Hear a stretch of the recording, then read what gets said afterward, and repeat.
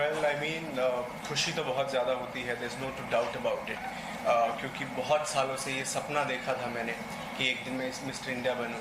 और जब ये डिक्लेयर हुआ, बता नहीं सकता कितने अमाउंट की खुशी थी, शायद इतनी खुशी कभी एक्सपीरियंस नहीं की होगी मैंने।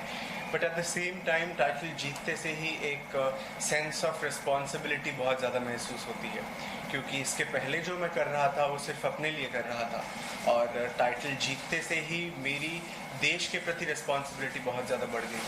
तो मैंने थॉट कि आपको एक मॉडल बनना है और मिस्टर इंडिया का खिताब आपको जीतना है, कब आपने ये सोचा और कब इसमें आपने अपना करियर बनाना स्टार्ट किया? वेल 11 साल पहले की बात है ये। लोकल पैजेंट हो रहा था। मैं एक बहुत ही छोटे टाउन से आता हूँ जिसका नाम है परभनी, और वहाँ पे एक लोकल पैजेंट हो रहा था मिस्टर परभनी, और उस टाइम पे मैं सिर्फ 14 साल का था। 1 second, there some noise last. मम्मा शोर आ रहा है, प्लीज़ कुछ ना करो, बस बैठ जाओ। Sorry, will take this question again, it's okay right? So कब आपने सोचा कि आपको मिस्टर इंडिया का खिताब जीतना है, और कब आपने स्टार्ट किया कि आप एज ए मॉडल और ये मिस्टर इंडिया का खिताब जीतें? Well, this goes back to 2006 when I was just 14 years old. और मैं एक बहुत ही छोटे टाउन से आता हूँ जिसका नाम है परभनी, और वहाँ पे एक लोकल पैजेंट हो रहा था जिसका नाम था मिस्टर परभनी। तो मैंने वहाँ पे पार्टिसिपेट किया था, और 2006 में मैं उसका विनर रहा था। तो उसी टाइम पे एक मैंने सपना देख लिया था, अब जो मैं मिस्टर परभनी बन गया हूँ तो एक दिन मिस्टर इंडिया ज़रूर बनूँ। So it started back then, and 11 साल लग गए ड्रीम पूरा होने में, बट आई एम ग्लैड कि जो सपना मैंने देखा था वो पूरा हुआ। सपने की आप बात कर रहे हैं, सपना पूरा करने के लिए काफ़ी स्ट्रगल्स और काफ़ी मेहनत करनी पड़ती है। आपको किस किस स्ट्रगल से गुजरना पड़ा और कितनी मेहनत करनी पड़ी? स्ट्रगल और मेहनत तो डेफिनेटली आपने बहुत सही बात बोली है कि बहुत ज़्यादा करनी पड़ती है। तो जब मैं छोटे सिटी से बिलोंग करता था, और छोटे सिटीज़ में बहुत ज़्यादा सेटबैक्स होते हैं, एक्सपोजर कम होता है, भले ही वहाँ के जो लोग होते हैं बहुत ज़्यादा लविंग होते हैं, तो the way you are brought up is very very different from how you are brought up in the cities. But of course आपको बहुत छोटी छोटी बातों पे गौर करना पड़ता है। For example your lifestyle, the way you eat, your diet, your workout routine, along with that आपकी कम्युनिकेशन स्किल्स, आपका एक्सेंट हो गया, आपका इंग्लिश ग्रामर हो गया, the way you present yourself to people.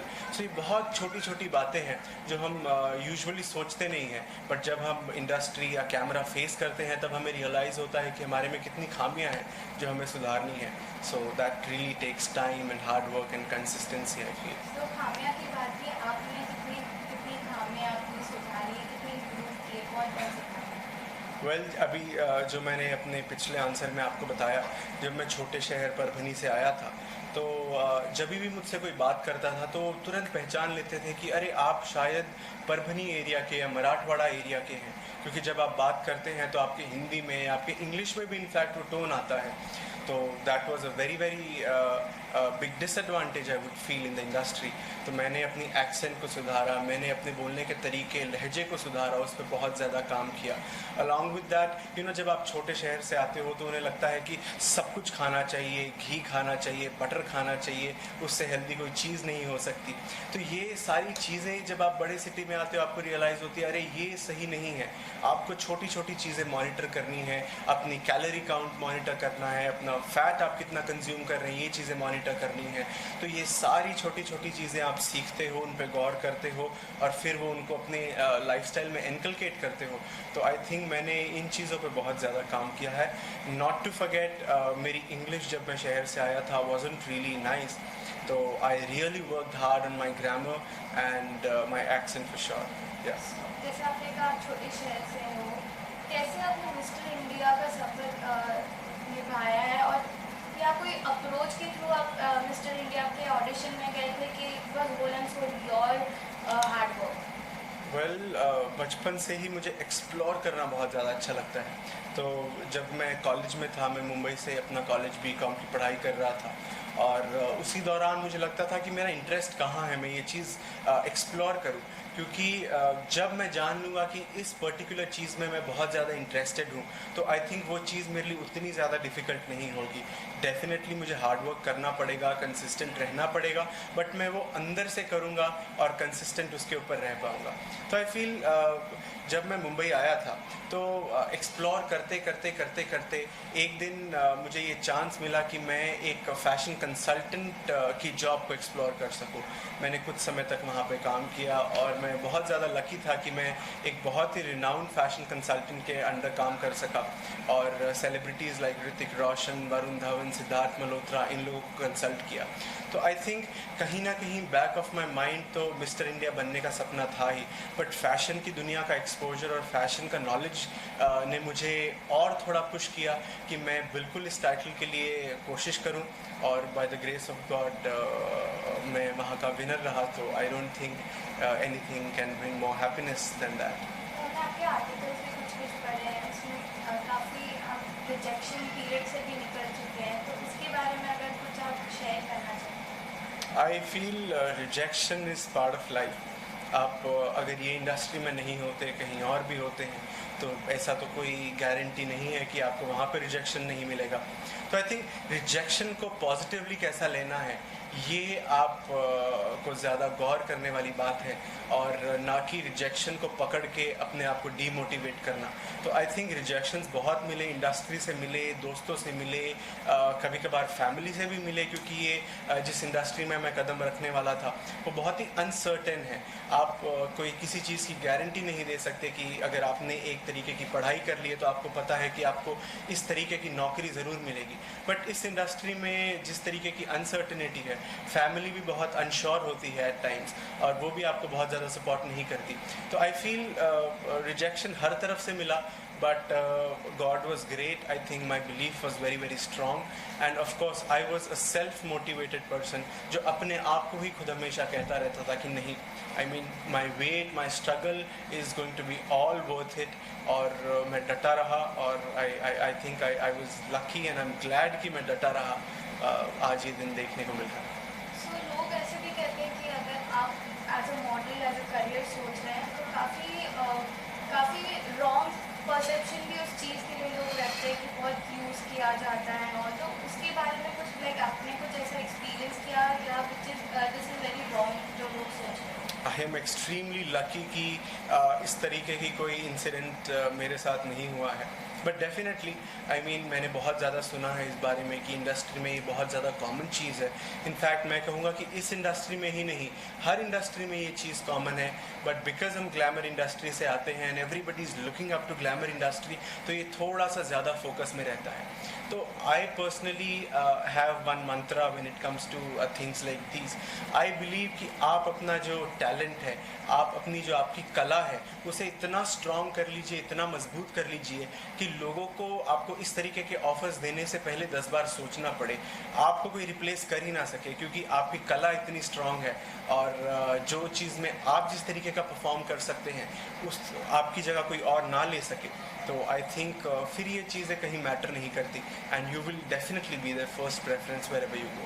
So through out your journey किसने आपको बहुत सपोर्ट किया? ऑब्वियसली फैमिली हमेशा सपोर्ट करती है, बट किसने आपको ज़्यादा सपोर्ट किया, किसने आपको ज़्यादा इंकरेज किया? I would say that मेरे parents, of course my mom and dad specifically, वो मेरे साथ हमेशा से रहे हैं। मैं जॉइंट फैमिली से आता हूँ, तो बाकी के जो मेरे अंकल्स हैं वो मेरे डैड से बड़े हैं। प्यार इतना फैमिली में है कि अगर मुझे चूज़ करना पड़ जाए कि मैं अपने पिता से ज़्यादा प्यार करता हूँ या अपने ताऊजी से ज़्यादा प्यार करता हूँ, तो आई थिंक बहुत ज़्यादा मुश्किल हो जाएगा मेरे लिए। तो रिस्पेक्ट हर किसी के लिए उतनी ही है, बट क्योंकि मेरे फैमिली वाले ताऊजी जो मेरे डैड से बहुत बड़े हैं और सीनियर हैं, तो वो समझ नहीं पाते थे कि मैं क्या करना चाह रहा हूँ। तो वो बहुत ज़्यादा सेटिस्फाइड भी नहीं थे, खुश भी नहीं थे कि मैंने ये रास्ता चुना है। तो उनका कोई बहुत ज़्यादा सपोर्ट नहीं था मेरे स्ट्रगल पीरियड के दौरान। बट आई वुड से कि मेरे फ्रेंड्स ने मुझे बहुत ज़्यादा सपोर्ट किया है, मेरे टीचर्स ने स्पेशली, स्कूल से लेके कॉलेज के टीचर्स, मेरे MBA के टीचर्स, हर कोई बहुत ज़्यादा सपोर्टिव रहा है मेरे ड्रीम को लेके। तो आई थिंक ये एक इंसान को मैं श्रेय नहीं दे सकता हूँ, this is like a joint effort of everybody that I could reach here. सबने आपको इतना अप्रिशिएट किया, सबने आपको इतना सपोर्ट किया, आपके अपनों से जब आपने मिस्टर इंडिया इंटरनेशनल का खिताब जीता, तो क्या क्या कॉम्प्लीमेंट्स मिले और सबसे बेस्ट कॉम्प्लीमेंट आपका क्या है?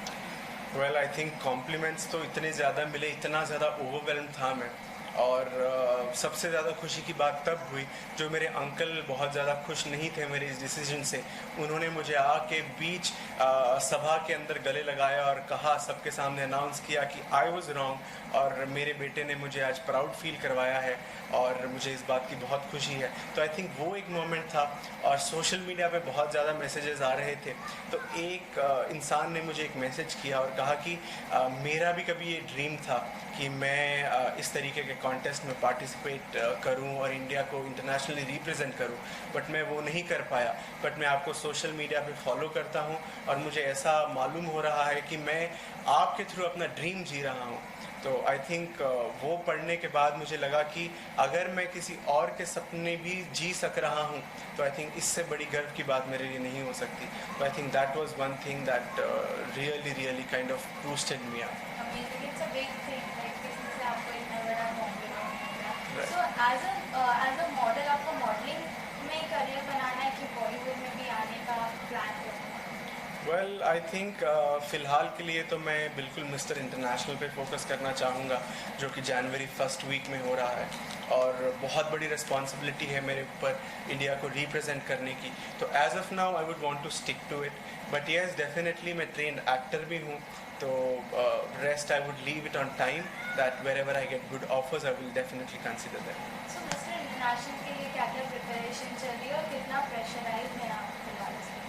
वेल प्रेशर तो होता है, प्रेशर तो मिस्टर इंडिया के लिए भी था, but as I said that you know it's all about how you take it, how motivated you are and how your pressure doesn't affect your preparations. That's very important. तो preparations बहुत ज़्यादा चल रही हैं। I will have to really concentrate on my physique, my diet and make sure that I do not miss my workout routine at all. उसके अलावा बहुत ज़्यादा NGOs के साथ में मैं बात कर रहा हूँ और शॉर्टलिस्ट कर रहा हूँ कुछ NGOs और कॉजेज़ जिन्हें मैं प्रमोट करना चाहूँगा।